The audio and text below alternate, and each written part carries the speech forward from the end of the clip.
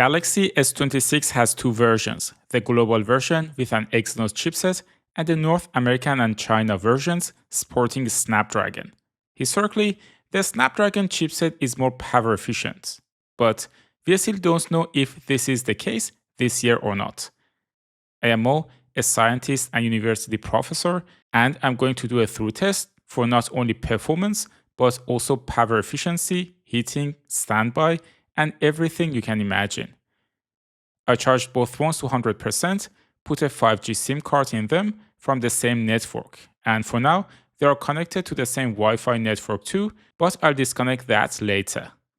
I bought both of these phones with my own money, the Exynos version from Amazon and the Snapdragon one is from China, from Wanda Mobile to be exact. I'll put the link in the description, but I have no connection to either of these vendors.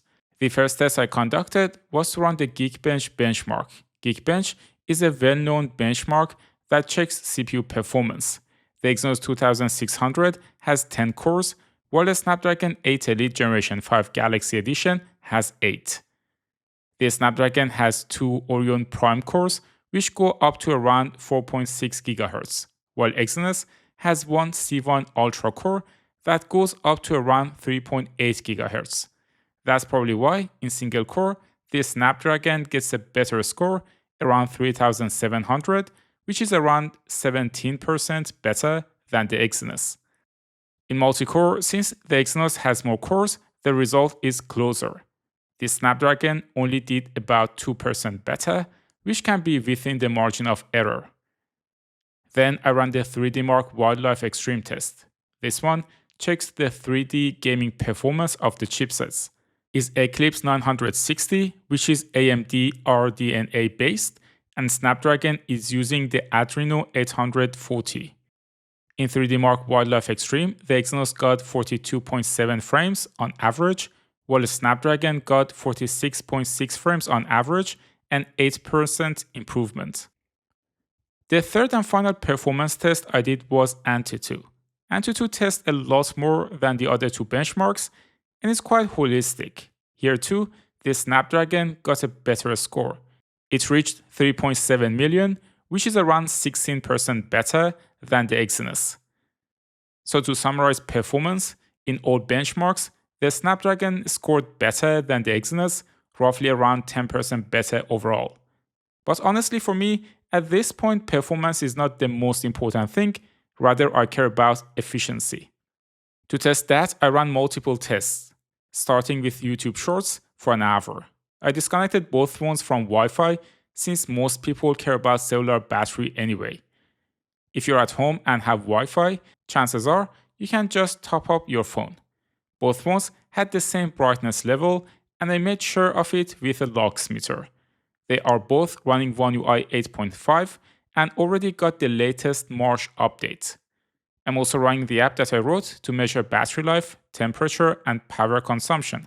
By the end of this test, the S26 Exynos had 79% battery left with a temperature of 32.4 degrees Celsius or 90.3 degrees Fahrenheit, while the Snapdragon had 80% left with 31.3 degrees Celsius or 88.3 degrees Fahrenheit. After this part of the test, I let both phones stay overnight on standby while being connected to 5G. When I woke up, they both had 75% battery left, so at least I can say confidently that the Exynos model is not draining the battery during a standby, something that was a problem a few generations ago. Then I asked both phones to record a 4K video at 30 frames per second using the front camera. This test also took around an hour. Now, the Exynos has a slightly higher battery percentage at 60%, while the Snapdragon is at 59%.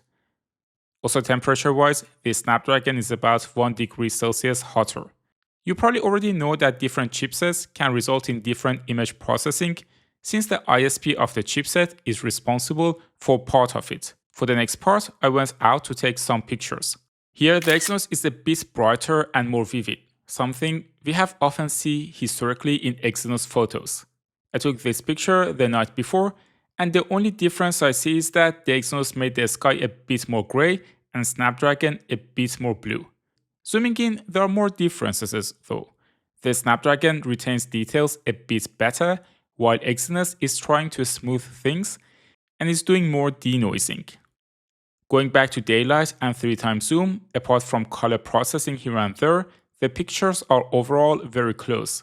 For video too, I don't find a huge difference between the two. The Exynos looks a bit more contrasty with deeper blacks, but overall they are similar.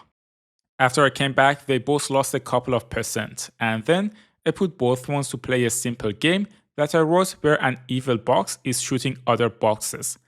The game doesn't look great, but I try to include everything including physics and particle systems, and it is written in Unity. I also capped both of them to 30 frames per second. By the end of this part of the test, the Exynos is only 1% behind the Snapdragon.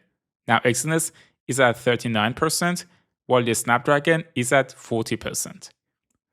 Still connected to the same 5G network, I opened Google Meet so both ones could talk to each other. This is an intense test since they have to decode and encode video while uploading and downloading over the 5G network.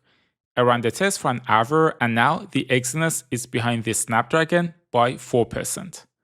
Exynos is at 19%, while the Snapdragon is at 23%. Temperature-wise, the max temperature on the Exynos is also about 2 degrees Celsius higher. For the final part of the test, I connected both ones to Wi-Fi to finish them off. I played WebGL Aquarium in the background while they were still talking to each other. Gradually, Exynos started dropping faster compared to Snapdragon. You may think this test is partially problematic for Exynos, but battery percentage is not always exact and calibration is never 100% accurate. Later, when you look at the power consumption chart, you will understand what I mean. The Exynos went below 5%, and like a true Galaxy phone, it just went downhill after that and finally left the chat after 5 hours and 31 minutes. While the S26 Snapdragon still had 8% battery left. It seems like this is the same story as 2 years ago, and yet again, the Snapdragon version is doing a better job. By the way, when I made the last Exynos versus Snapdragon video, the channel had 100 subscribers, and now we are at 100k thanks to you all. The S26 Snapdragon also started to lose that remaining 8% and left the chat at 5 hours and 48 minutes. To summarize, the Galaxy S26 Snapdragon edition got better scores when it comes to performance in Geekbench, 3D Mark, and AnTuTu.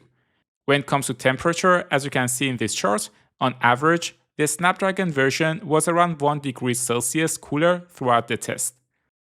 For power consumption, you can look at this chart where it is shown in watts over the duration of the test. On average, the power consumption of a Snapdragon was 2.21 watts, while the Exynos was 2.34 watts. You may think the consumption was only higher during Google Meet and other heavy tasks, but that's not entirely true. For example, when we look at the beginning of the test and focus on the YouTube Shorts part, on average, the Snapdragon still used less power than the Exynos based on the chart. So we have good and bad news. The good news is that Exynos is very close to Snapdragon. This is important especially these days with all the geopolitics going on, since having more diversification in chipset foundries matters. And it is great that Samsung Foundry is catching up. The bad news is that it is still not the same level as the Snapdragon chipset. If you enjoyed this video and want to see how the S26 compares to S25 and S24, you can watch this video next. Thanks for tuning into Tecmo, and I will see you in the next one.